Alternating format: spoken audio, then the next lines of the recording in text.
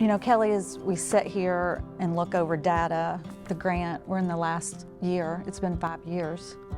It's been amazing work. When I think about that first day, you know, about you and I starting working together, you as the director and me assisting you, and one of the first major things is on our mind is building relationships. And the number of districts, and think about the number of teachers and how nervous, but we knew it was outstanding work. How did you feel? Did you feel that same way? We were nervous, but we were so excited because it was amazing work. Yes, so nervous to take over the grant because it was such impactful work for our districts, and especially the districts that came on board with us, agreed to take on this work with us. Those 11 districts were just all on board from the beginning. So thankful, you know, to have their support through this, but it was overwhelming. The grant was huge. I mean, like when you started reading about all of the things that we were going to do in those districts, that we were going to support them to do, it was very overwhelming. And I think we learned early on that we had to take that in bite sizes.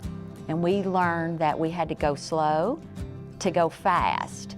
And so that, to me, is where we gain momentum, is by being able to take a step back and think about, okay, let's be intentional.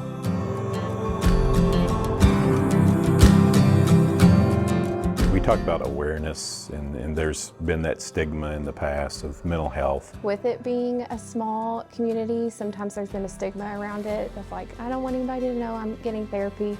You know, sometimes little people need us to meet them just where they are. It's been great coming here to see the work that the grant has done with this district, but also the things that this school district just does on their own. People here really care about kids and they care about each other, and I keep hearing the word family, and so that's wonderful. Last I counted, we are servicing over 300 kids in mental health services for school-based therapy.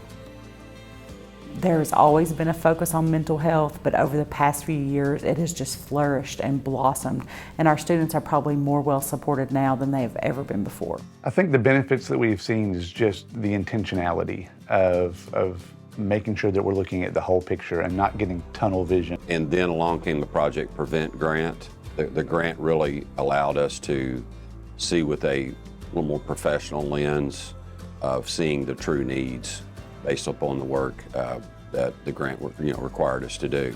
I think the biggest change that I have seen is just the teachers being able to recognize and have an awareness of those internalizing and externalizing behaviors.